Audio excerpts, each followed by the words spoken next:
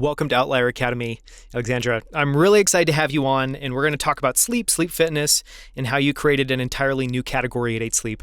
Thank you so much for the time. Yeah, of course. I'm excited to dive in. So I want to start a little bit by kind of going back and talking about the origin story, because I think something that was surprising to me in doing research for this episode is that the company was started, to be honest, quite a while ago, in 2014. You've been working on this problem for a long time. What attracted you, Matteo, and Massimo to work on sleep? Yeah, so it was actually Matteo, my co-founder and my husband, and our CEO, who started looking into the space. So you're right, it's been a while, and it's a really big challenge that we're tackling that really came out of his own experience with sleep. And as he started struggling with sleep, and he started thinking, well, aren't we actually leveraging technology to help people sleep better? And so from there, we just build a company. And so what he figured very early on in his own struggles with sleep is there's an opportunity to first understand more about how people sleep. There's not enough understanding the way sleep is studied nowadays. It's a few steps at a time, take people out of their normal environment. And obviously back in 2014, it was even harder because there were no wearables. And so the technology was way behind. And also to find a way to enable people to one day get the same level of recovery you would get in 8 hours, maybe in less time. That sort of became his obsession. That's something he still talks a lot about today, because we aren't really getting any closer to going back to the average American sleeping 8 to 9 hours a day. People sleep on average, I think, 6 hours and 40 minutes a night. And so how can we just make it possible for that to still be healthy? Because it's obviously not right now in the way that we sleep and the way, the environment in which we sleep. So that's what we do still today. We started with sort of that premise, and Massimo, who's our co-founder and chief technology officer, built the first prototype of it. I got involved to launch the first product to consumers, and it's been a journey. Yeah, it's been quite a journey. So I want to ask now about you in particular. Was there something that attracted you to the problem of sleep? Because, obviously you've done an enormous amount of testing. There's amazing photos of you on Twitter with all these nodes hooked up to your brain. So you've clearly been a guinea pig for this. Was there something there that was deeper that interested you, or what attracted you? Yeah, so I've always been a great sleeper, even nowadays that I think I live a much more stressful life than I did 7 years ago, but I am still able to reconcile sleep pretty quickly, anywhere, anytime, which is great. But there's something very interesting about our vision where very early on, when Matteo and Massimo, or Max as we call him, started working on what the technology could look like that you could put in a bed, they realized that there was more that this technology was going to be able to do for us in the future than just tell us how we slept.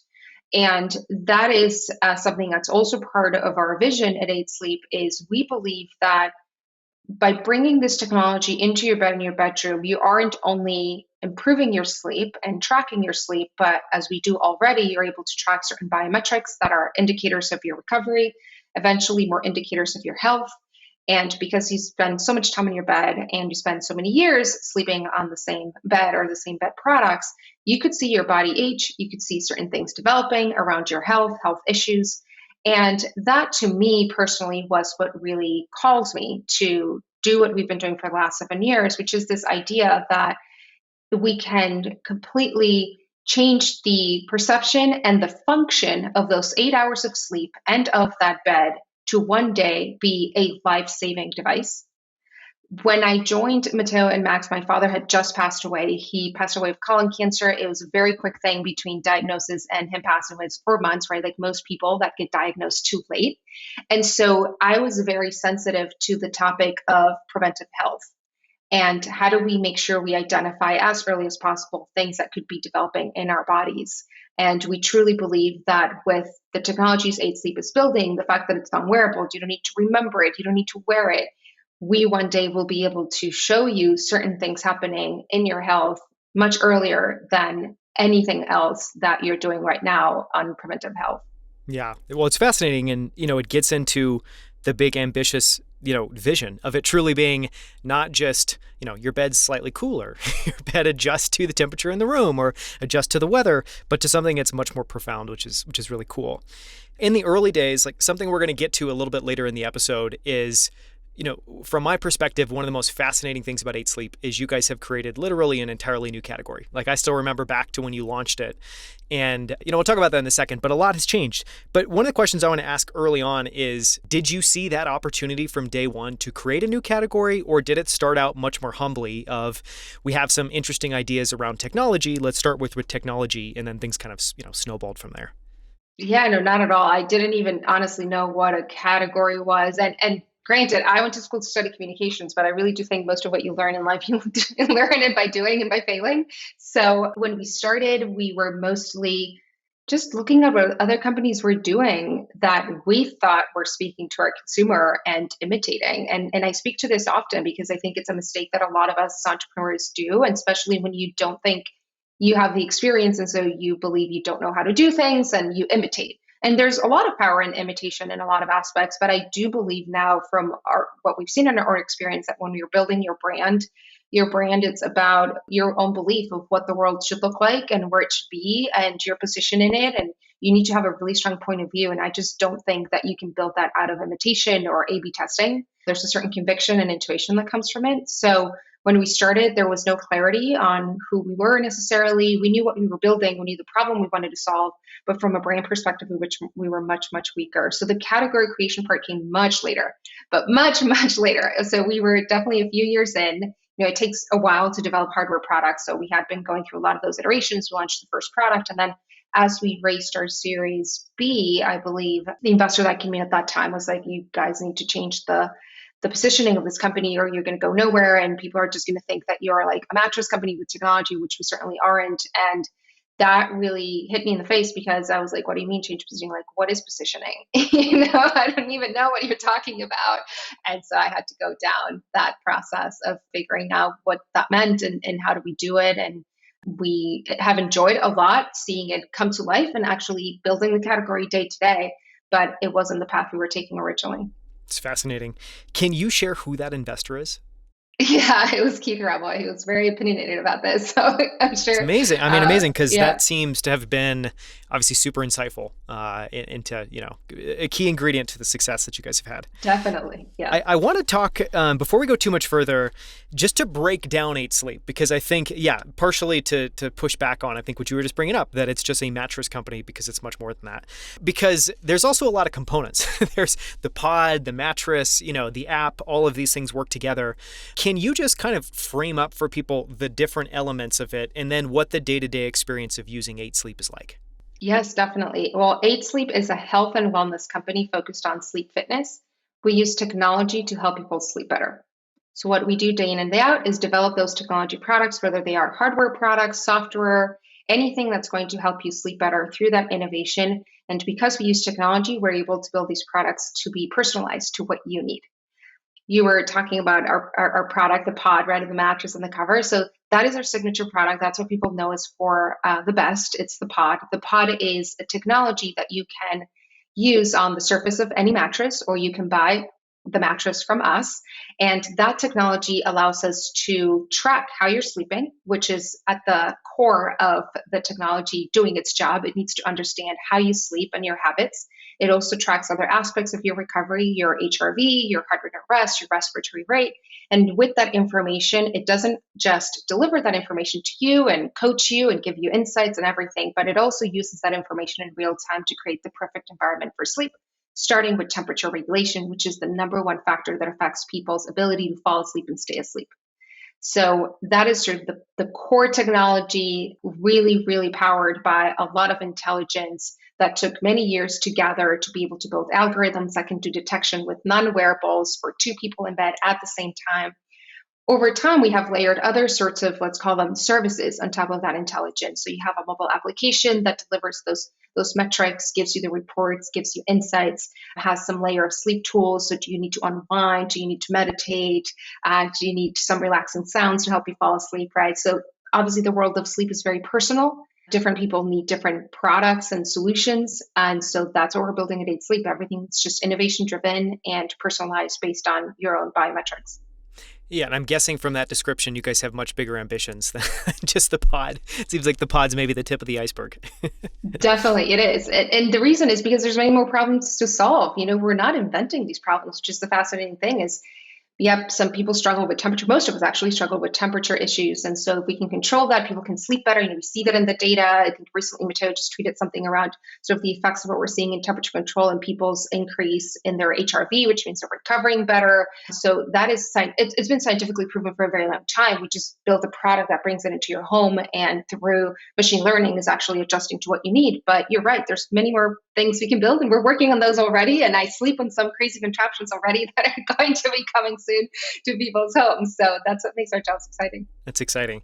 Is there, in your mind, is there a kind of single most important aspect or piece of that technology? Because, just from what you just described, I guess my perspective would be it's likely the pod because, when I think about the landscape, I think of a lot of mattresses and yours looks very different. There's something that sits next to the mattress. But it could also be the algorithm. What would be the secret sauce or the most important aspect of technology you guys have? It's the intelligence. You're right. So it's definitely that algorithm. We define it as the whole intelligence. We recently launched the sort of the newest version of what we call Sleep OS. Right? Sleep has its own operating system, and what our intelligence or Sleep OS does is that it really builds a profile of every user. So we're not just running the same sleep algorithm on everyone. Everyone is different. As you sleep on the product understands what you need as a sleeper, and it is making recommendations and adjustments right now on temperature to help you sleep better. But as your environment changes, it learns. Like my pod is able to tell me as the temperature in my bedroom drops or increases, hey, your room is colder than usual because it knows what the usual is. And so the intelligence is the most important piece of it. And over that intelligence, we can layer a lot of other solutions for other factors that may get in the way of a good night's sleep.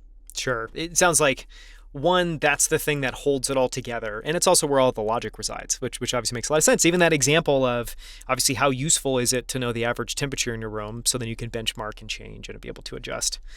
I want to talk about a little bit about kind of the early days, because I guess my guess would be that algorithm has been a long time coming. You guys have been working on that for years and years and years. And, my experience with that sort of technology is, it takes a long time of compounding to get to a place that's really interesting.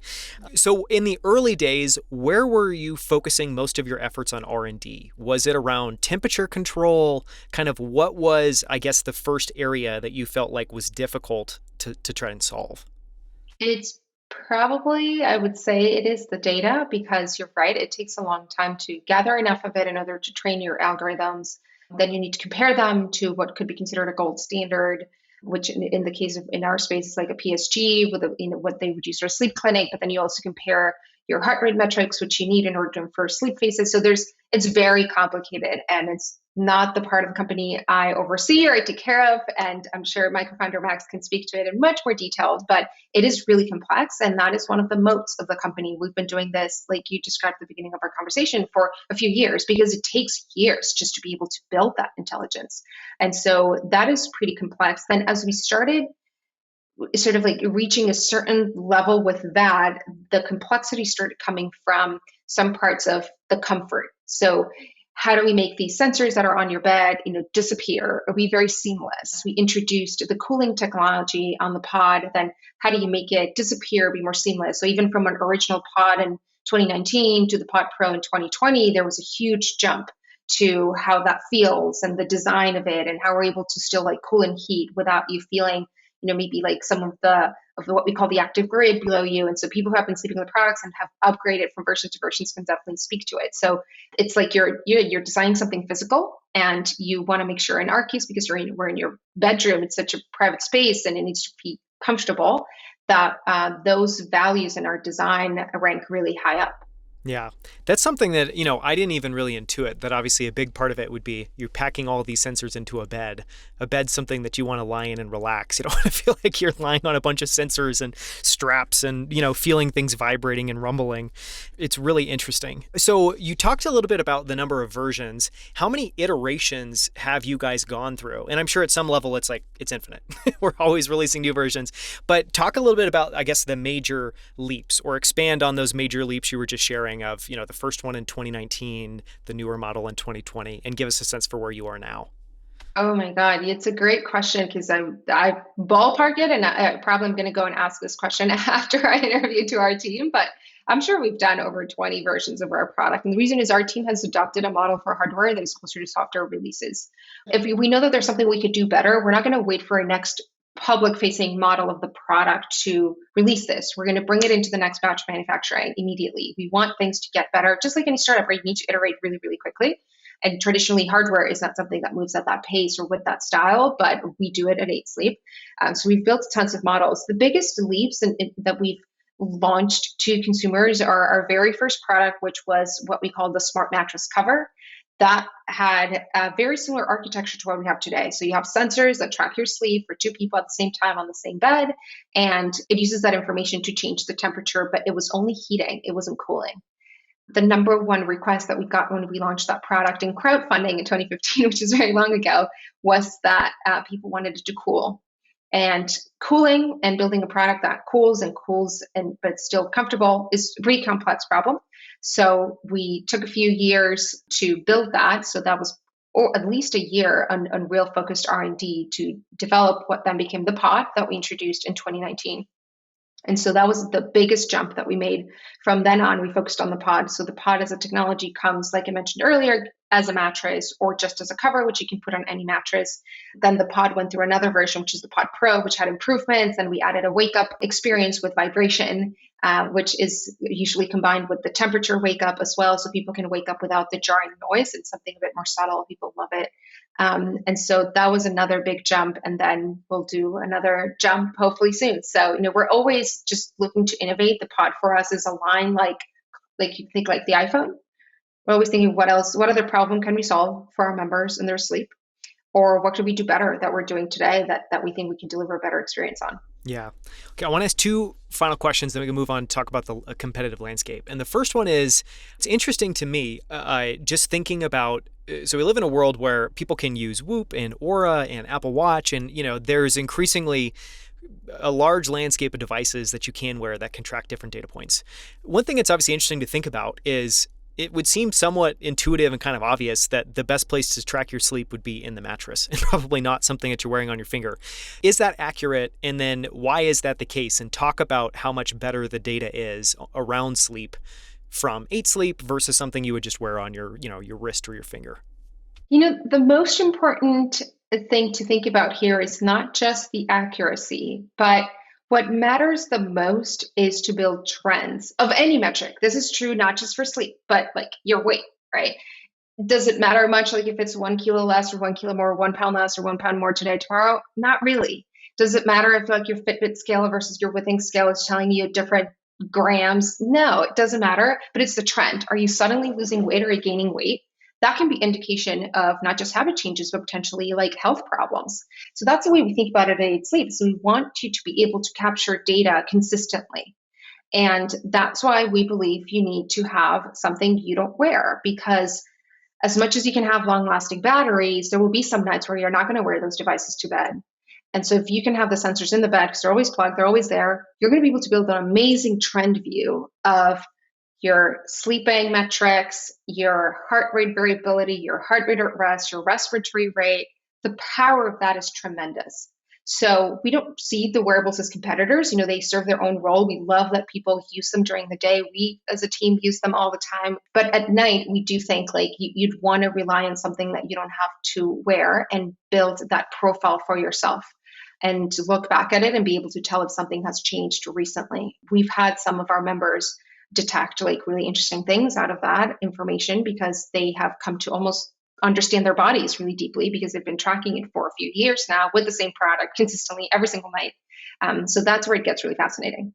Yeah. It seems like another way to think about that is you guys effectively make the data collection and temperature control and all the other amazing things basically invisible. Someone just gets into bed and it all happens, which is really cool because it feels like things obviously need to move in that direction over time. Yeah. And then accuracy is important. I definitely say like accuracy is important. So don't get me wrong. Every single company that's tracking needs to be working on that constantly. But we see a lot of people get sort of stuck in like, well, this device is telling me like, 100 HRV and this other one's telling me 102. Which one's accurate? Look at the trend, right? That's where we need to educate the consumer, like what really matters and how do we truly understand the power of the data and use it for interpreting what's happening with our bodies. Last question would be around how do you frame up the pros and cons and help someone make a decision of whether just to use the mattress cover or use the full mattress? Because I would guess that the full mattress probably has all sorts of amazing technology in it that's not visible from the outside. So talk a little bit about some of the differences there between those two. Yeah, the full mattress system is thought as that. It's a system. So the cover and the mattress are designed to blend perfectly together. Comfort is an important part of people sleeping well, right? So it is not the only factor. Certainly, you can buy the most comfortable bed in the world and you still have horrible sleep because it's not the only thing that matters. But it is important that you're comfortable. And so when we designed the cover to go with the mattress, we think about how do they come together? How do they blend? How do they feel together? You could grab the Pod Pro cover, put it on your mattress, and feel like it's too firm or it's too soft, right? And so that's why we offer this solution that's just the system that we have rated to be a perfect medium firm that we know is going to be supportive. It's going to match perfectly with the topper that's integrated in the cover too. But a lot of people will just buy the cover and put it in the bed because maybe they love their bed or they bought it recently, and we don't want to force you to have to make the big expense. Yeah, which is really important, even just from a values perspective of make it, you want to help people improve their sleep fitness and improve their health, make it as easy as possible for them to do it, whether it's a big decision or a small one. So I want to talk about just the competitive landscape a little bit because it's really unique. And I think what I mean by that is, when I kind of jump back to 2014, 2015, it felt like that time, Casper owned the world. Casper was the company everybody knew. There was this whole batch of direct-to-consumer mattress companies that were around. Now, flash forward, it feels like Casper's almost defunct. The direct-to-consumer mattress companies are still around, but I don't feel like I don't hear anyone talking about them. I don't really hear anyone using them. And then just in the sleep side, I think we've gone from sleep being something that wasn't really talked about, wasn't really optimized, to obviously a world now where that's incredibly common. And I think 8 Sleep is really obvious. How do you think about the competitive landscape and what has it been like to be at 8 Sleep during that shift? That's one of the things that when you build your own category, you may find yourself with few competitors initially, but eventually things will catch up. And if you're building a category, you want people to come into it. So it's actually something you care about. You want it for it to become a thing. And so then there are more companies that want to build in that space. So we're certainly excited to see that there is a shift. And that shift comes from not just that there's more businesses building in it, but there's more companies approaching it from different perspectives. So not everyone may be talking about sleep fitness, but certainly this idea that you can use data and you can use technology to help people sleep better. So that's really cool because you're right. Back in 2014, 2015, when we started, there wasn't really much of it. At the time, I remember when Matteo started looking into the space before we started the company, there was like Jawbone, it was Fitbit. They started doing sleep tracking with their wearables, but this seems like prehistoric times now. So it was very, very different. I do think companies like Casper did an amazing job at building interest in the sleep category. And that's what I really appreciate, especially as a marketer, to see that there was the power of the brand being put into a space that honestly was asleep until then. Like it was very old school. It was very traditional. It was mainly going through third-party retailers, and no one was making it exciting to talk about sleep in a fun way. And he did a tremendous job at that. And I think that paved the way for brands like 8 Sleep, even though we have a very different perspective on sleep. For us, sleep is not just, relaxation and coziness and like sleep as much as you want, but it's really about performance. It's about innovation. It's about harnessing the power of sleep to achieve what you want to achieve during the day. So our positioning may be different, but we benefit from what they built in those early years.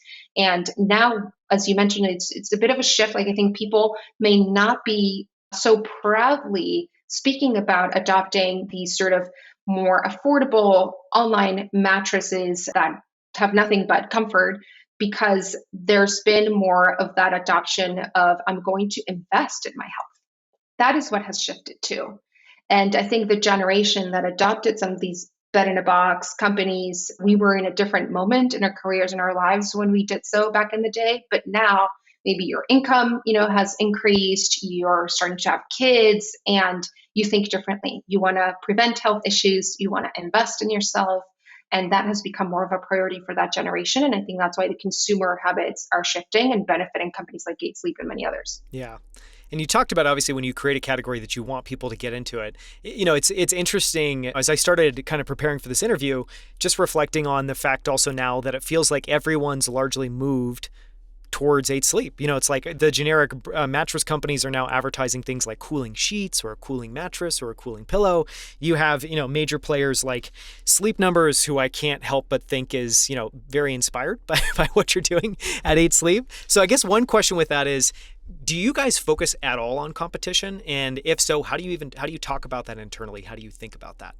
Yeah, I mean, we obviously see what the world's building around sleep, right? We have to. That's our job, to stay aware of what people are building. But we have something very clear, which is if we can use technology to help people sleep better, we win. So that's what we need to focus on.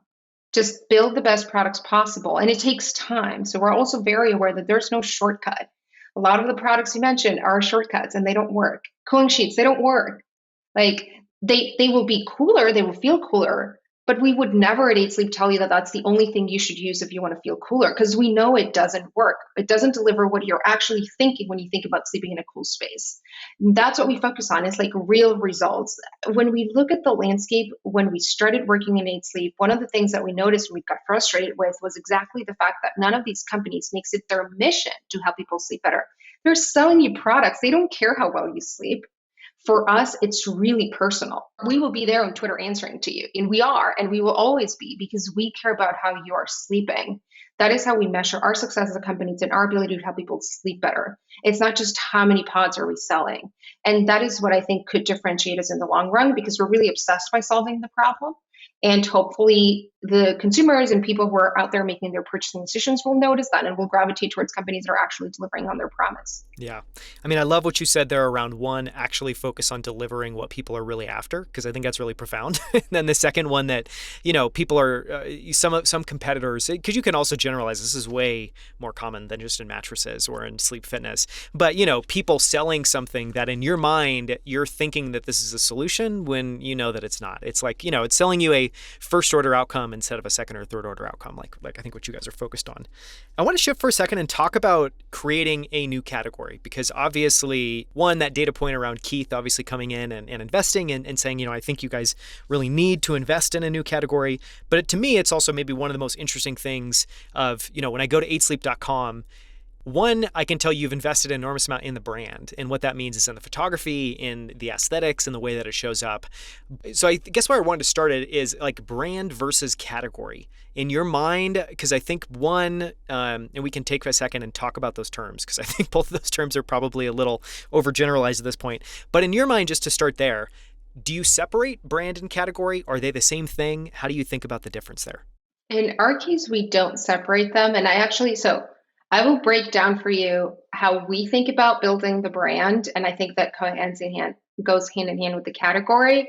And I think it's a playbook that's applicable to any business. But I don't get caught up in like the formalities and the theory of it, because we just don't have time for it. Like, I don't even think at 8 Sleep we actually have like a full on beautiful brand book with all of our, like, we've just you have to keep going, right? You don't have time to look back and document everything, but we have documented the most important parts of it. And when we think of 8 Sleep, and if you remember how I just described it earlier, we're a health and wellness company focused on sleep fitness. So ultimately, the brand promise is sleep fitness. So that's our category, because no one else right now is selling sleep fitness. If someone else comes in and sells sleep fitness, they will be part of our category. So it's hard for us to take away and split the category from the brand, because the brand promise is essentially sleep fitness, which is our category. And as we are building the brand, which really what it means is, I mean, the brand exists. So it's more, I would say, creating awareness about the brand and getting people to engage with our brand. We think about it as a movement. Because we are a mission-driven company, we measure our success in our ability to deliver on that promise to help people sleep better. And so we have to get people to embrace this as a lifestyle. So what we're really building here, more than a brand, is we're building a movement.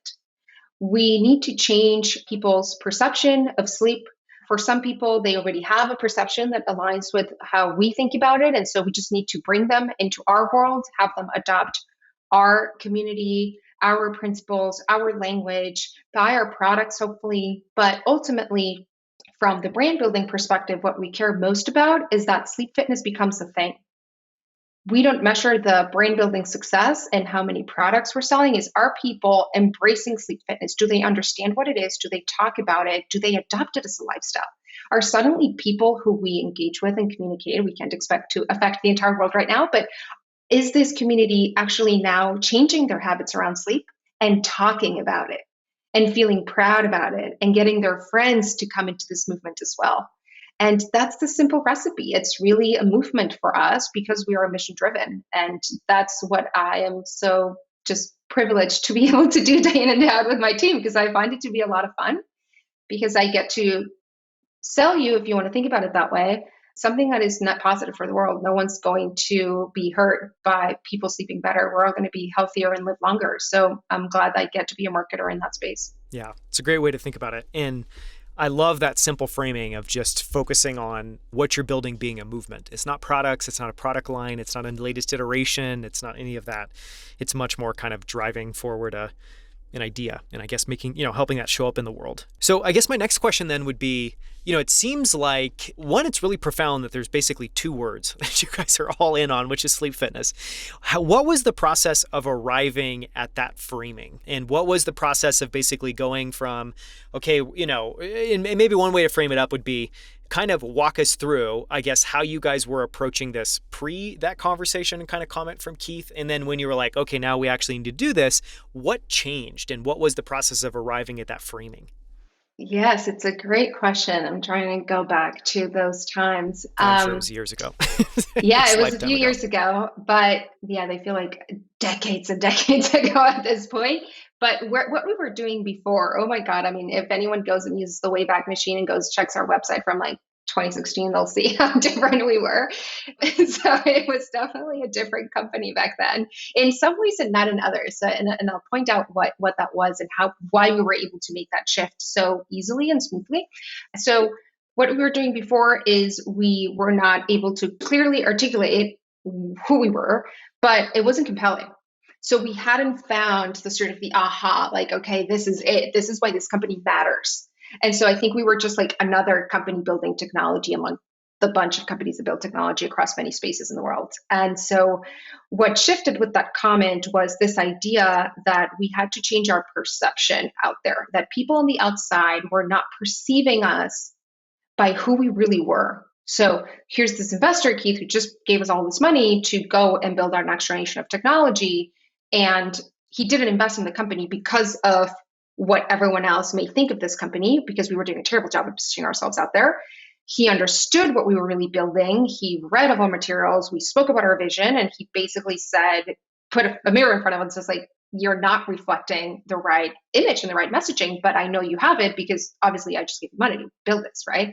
So that was sort of the message in a nutshell that he gave us. Like, if you don't change it, no one's going to give you money because people are going to think you're something you're not. So with that simple framing, I went ahead and thought, well, like, what do I have to do? And I had never gone through something like this. And, my co-founders are like, well, now you figure it out because it's evidently something of marketing. So you have to figure it out.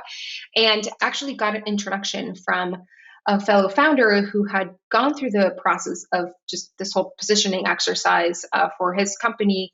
And we ended up working with someone who guided us through the process. And there's a really good book that this amazing person wrote. Her name is Andy Cunningham, and her book is Get to Aha. I feel like I've recommended it in every single interview I do. But the process that Andy guides you through was so relevant to us because it is, her belief is that the positioning is not something you just like A/B test your way into. It actually comes from inside, and it comes from within the DNA of the company. And that is something that we were really lucky at 8 Sleep, that we always had a very strong DNA. And DNA generally comes from like the founders of the company having strong beliefs of as to who they are, what type of company they want to build, and why they're even building it. That was really clear to us. We were just not transparent and clear in communicating it. And we were almost building a different facade for who we wanted to portray. So as she guided us through this exercise, it became really clear that what we were building here and what we believed is that sleep is the means to an end. That sleep is something that can be optimized, that should be measured, optimized, and prioritized. And so we have all these beliefs that technology can improve sleep, that it's not an enemy for good sleep. And that puts us in a unique space because a lot of the brands you just mentioned earlier that make products in the sleep space, they don't necessarily see sleep in the same way. So they don't have to, right? That's the point of building brands. They can be different, but we do. And so how do we take that, harness that power, and build it into the brand, both from how we speak, how we say, how we define ourselves, how we look, to really show our DNA and finally match who we are. And it was very liberating as a process because it's like therapy, but for a company. And you're really able to accept who you are and realize that you can actually find much more success when you're authentic. And this is a word that is used a lot with brands, right? It's like, is that coming across as authentic or not? It is so important. I always say, just be authentic and not try to just build a brand from the outside and sell a bunch of products and make money. If you really care, especially if you're a mission-driven company, it needs to be built from your DNA. And sleep fitness was just a concept that came out of this exercise where when you think of all of these other words that we associate to how we think about sleep and the fact that we think of sleep as like performance and optimization and measurement, we found ourselves with a lack of vocabulary to describe what it meant to be healthy in your sleep. For the most part, when you read about sleep on the media, any content, you will see that it's described in sort of the context of illness, sleep deprivation, sleep apnea, insomnia. It's all like the negative words, but there was no way to describe when you're healthy in your sleep. And that's how the concept of sleep fitness came about. And I think it perfectly encapsulates that language that we need to give to the world so that you can aspire to something. Because if you can't name it, how can you describe it and how can you aspire to live that lifestyle? But it also represents how we think of sleep, which is very similar to any other fitness, right? Like a physical fitness journey has ups and downs. You may not always be physically fit, and that's okay. It happens the same with sleep. You're not perfect, but you can always come back to it. It's also a practice. It doesn't happen magically.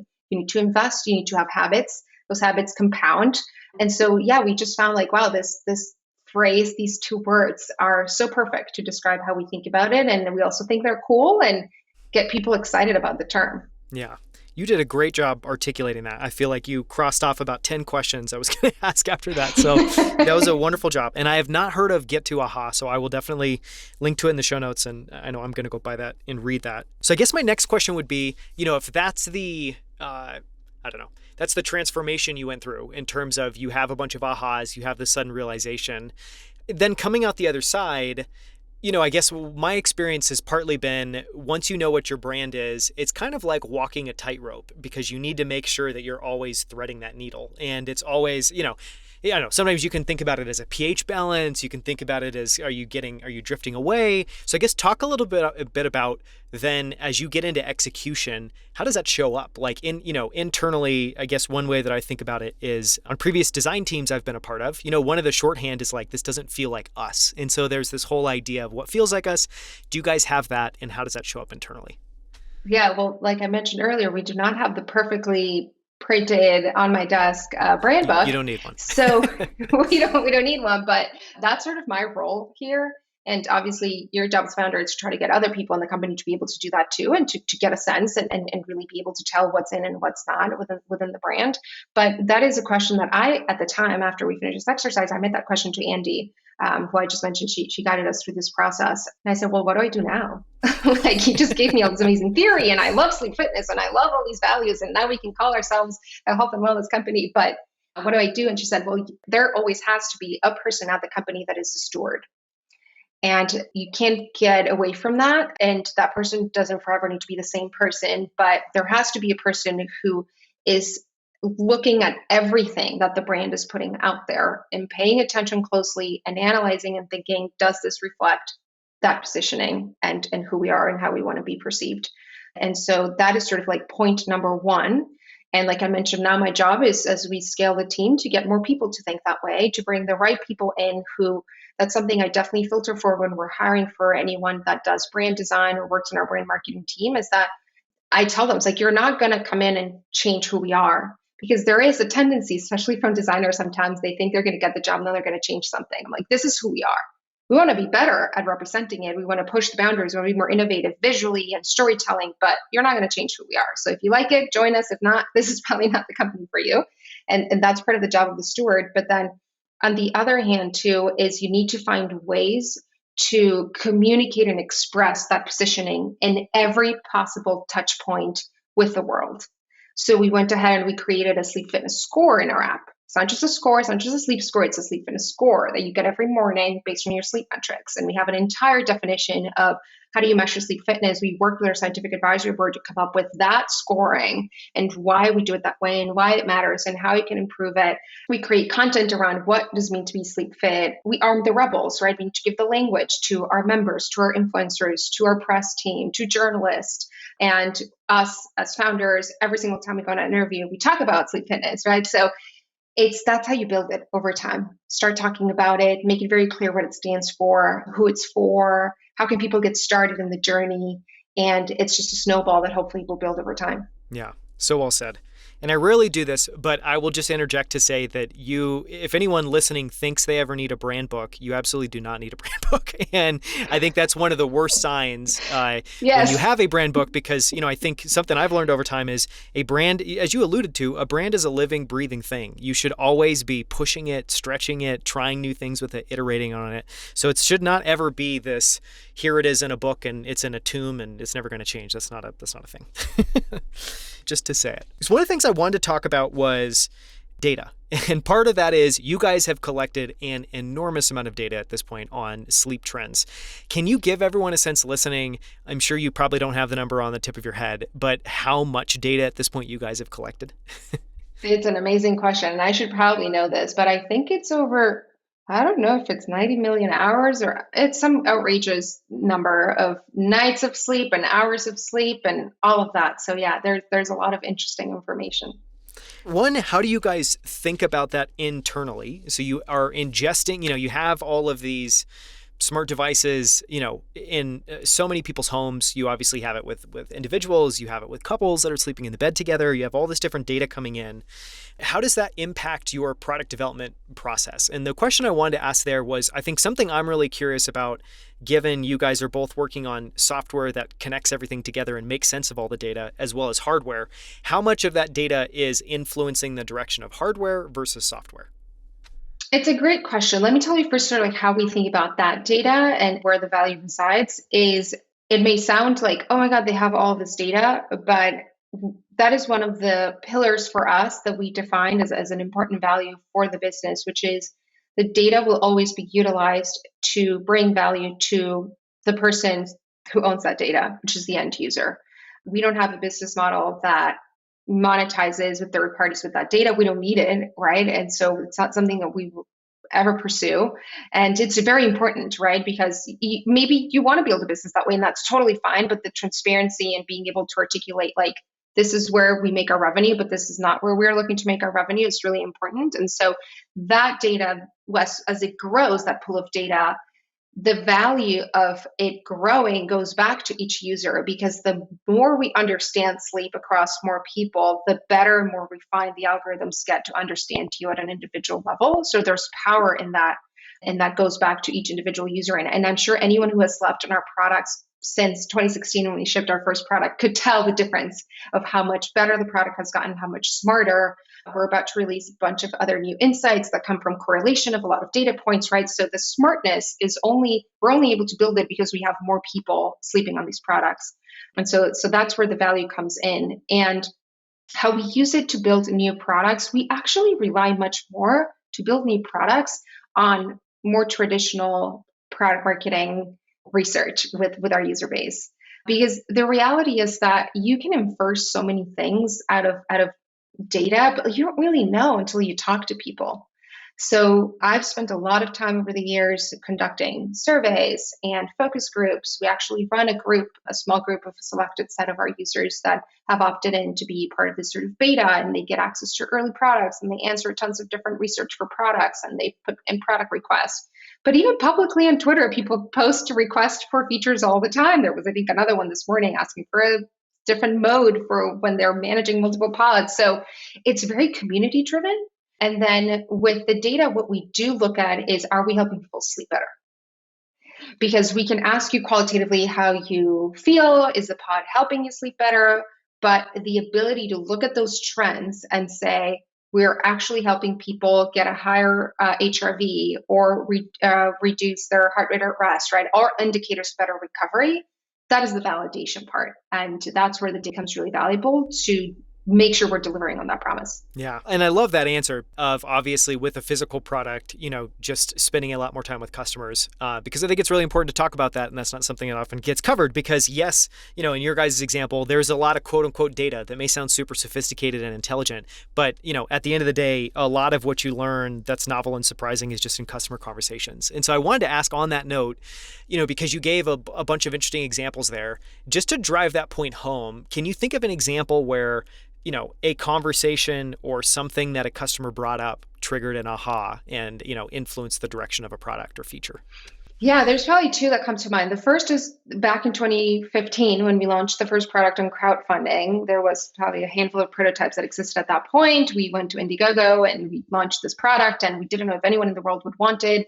And suddenly we sold over 8,000 units and we made over $1 million in pre-orders. And we're like, oh my God, now we have to build all these products and people actually want it. But what we did during that crowdfunding campaign is we opened up a forum where we asked our backers that had put some money in to get their pre-order to tell us what else they wanted us to build for them. And the number one request was to cool their bed. And we knew temperature was important. That's why we had built the smart mattress cover that could warm up one side of the bed, but not the other. But we just thought we'll just move the temperature up and the other person can stay off, right? But we hadn't realized how valuable the cooling aspect was until we heard it from those backers. And they also requested, the second most requested feature was a vibrating alarm. And we're like, what is a vibrating alarm? It's not something we had really thought of. And now our products do both. So it was just a matter of time until we built it and we brought it into the next generation of the products. But that came from just opening it up to our customers and saying, what would you want? What problems can we solve for you? And just truly listening. Correct. Listening and saying, hey, they actually care. They're not just asking for it because it's a crazy thing. You need to also trust the intuition of the customer when they're really so fervently asking for something. The other one that was really fascinating to me personally, again, as a marketer, is I remember a few years ago doing a round of calls with customers who had just purchased, and I was trying to understand what really sort of pushed them over the edge and got them to commit to their purchase. And one of the things that I kept hearing, this was right after we had done the repositioning of the brand, I kept hearing people say, well, I was looking for a mattress and I started getting targeted with your ads on Facebook. Right? Facebook does an amazing job at saying, well, people are looking for this, so let me show them ads of other products. And, it makes shopping easier for all of us. So there's some value in that. And people would say, well, I saw your ads and I saw that your product has technology. And I'm a person who likes technology and I use it for other aspects of my life. And so I thought this product is for me. So the connection, the identity point, when you know who you are as a brand, when you portray that clearly, people who follow that lifestyle or see themselves as a fit are going to identify with it and are going to purchase you, even if you may be more expensive or above the budget that we're looking to spend. And so that was a big aha to me that comes from, like you said, talking to people. The data, anything I could look at in my Facebook dashboard or my post-purchase surveys was never going to tell me that insight. Yeah. It's a fantastic example. We've covered a ton of ground. I think I want to end on maybe two notes. And one would be, when we had a conversation initially about what we would cover, one of the things that you talked about is kind of this vision 10 years out that 8 Sleep is one product in your home, but that our homes are going to be filled with smart products that all do proactive things to help our health and our wellness. Paint a little bit of that vision and feel free to, add in as much 8 Sleep into that vision as possible. But I think it's important to maybe, zoom out a little bit and show people how this is going to become much more common in the future. And I also just find, that vision really interesting and compelling. So maybe paint that picture for people. I agree with you. I definitely think it's very compelling. And there's a few examples that come to mind of things that we probably do every day that are going to change quite a bit. The first I'll talk about, which is sort of very top of mind for me right now, because I've been, going through this sort of phase of life, and in your mid-30s, and by no extent I'm saying I'm old, but your body starts changing. And I think especially as a woman, you start going through a lot of hormonal changes and people start thinking of fertility and having kids. And the aspect of knowing what's happening in your body, literally like being able to track, and probably you should have started tracking these many, many years ago, is going to change significantly. And I can think about first the approach to supplementation or like vitamins being much more data driven. There's an amazing company called Routine, Rootine. And the premise of what they're building is that personalized, or like what they call precision nutrition. So just like 8 Sleep, they believe you should first measure where you are, take those blood tests and the convenience of your home or in a lab, and they'll show you where you are actually deficient. And they will build personalized doses of the vitamins and the supplements that you need to get back to your healthy levels. And every month you can retest to see if those supplements you've been taking have actually made a difference or not. Maybe they don't, and you find that you have some other big issue you need to address, right? But how amazing is it that you could do this in a personalized way? You could just get everything delivered to your home, right? Gives you so much power. And it's something that for me is very top of mind, given that sort of like face of life and the challenges that I start seeing in the years ahead of me. I love what Routine is building. Another company does a great job at this is Levels, right? Levels is doing it from the aspect of what you're actually eating. So from the food perspective, knowing what is good for you, what is not. When I tried Levels, I actually identified that my glucose drops significantly when I sleep, especially in the last hours of my sleep. And that's the reason why intermittent fasting for me didn't really work, meaning I would wake up hungry, right? And so just insights like that, being able to understand your body can guide you to the right diets and to the right decisions of your foods, not for how you look, but how you feel and for your health and longevity. And then the same applies with 8 Sleep. So these are all, 3 companies, 3 examples tackling it in different areas, but they're all based on data, personalization, and delivering insights for you to change your habits or delivering an actual improvement in real time, like what we do with 8 Sleep. So, when I enter into my bedroom is perfectly set up for me. So there is the lighting that is appropriate for that time of the day. It helps me relax. It helps me unwind. I get in the bed. It's dark, and there's the right temperature in the bed. I don't need to wear very heavy pajamas or socks that actually get in the way of your own body regulating its temperature. And so it's just a more beautiful experience. And if we create that for babies, and we are all watch out what's the environment in which Yes, babies please. sleep and make sure it's perfect, why don't we do that for adults? Yeah. Well, now that makes me think, oh man, if you guys can create something for babies, I think that would be a massive market. I'm sure it's probably something on your mind. Okay, so to close out, because we've covered a tremendous amount of ground and you've been amazing, I want to just end on a note to kind of remind people around why sleep is so important. And so kind of my last question is, can you either share an example from yourself of, I imagine obviously as being the guinea pig at 8 Sleep, you've learned a lot about sleep. You've learned about how to optimize your sleep. Maybe there's a customer story that's significant or interesting, but can you just, I guess, talk a little bit about why sleep is so important as just a note to kind of remind people of why you're solving this problem in the first place? What does that unlock? What does sleep fitness unlock?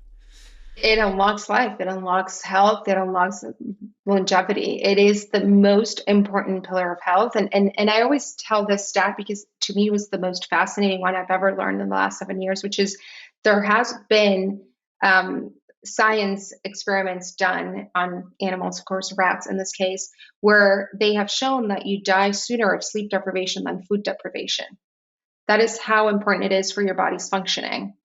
And so when you think about what you prioritize, sleeping enough and sleeping well is more important than the physical activity, than meals and nutrition. It really is at the basis of it. You can't be healthy if you don't have healthy sleep.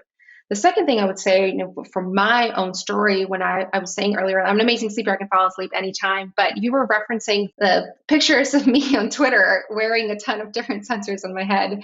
And, we do that at times as benchmarks, so talking about intelligence and algorithms. That's very similar to what you would use in Sleep Clinic at PSG. And I volunteered to provide data as a female. So we got more diverse data sets and sleep on the pod and sleep with all those sensors in my head. And what we found by comparing data sets is that I have a mild case of sleep apnea. And so, I'm in my early 30s, I'm still young, but knowledge when it comes to sleep early on can be very powerful. Because sleep apnea is a degenerative disease. It's not something that you should take lightly. It can become worse over time. It impacts your ability for your brain to get the right level of oxygen as you're sleeping. Your sleep can deteriorate. So could sleep a lot, but you're not getting good quality sleep. So the power of what we're building at 8 Sleep also tackles that of, can we put that information in your hands as soon as possible so that you can take the right steps to address it? Yeah, those are great examples. So for anyone that's interested, you can go to 8sleep.com to learn more. You can also follow 8sleep on Twitter. Also, Mateo and Alexandra are amazing on Twitter. I don't know Mateo's handle. I'm sure you probably do. I think it is M_Franceschetti, which is his name. But if you go to 8Sleep, you'll probably see tweets and retweets from both our accounts. And so you'll find us easily. Yeah. And if you want to follow Alexandra, you can do that at A_Zatarain on Twitter. Thank you so much for the time. This has been so much fun. Yes, of course. Thanks for the invite.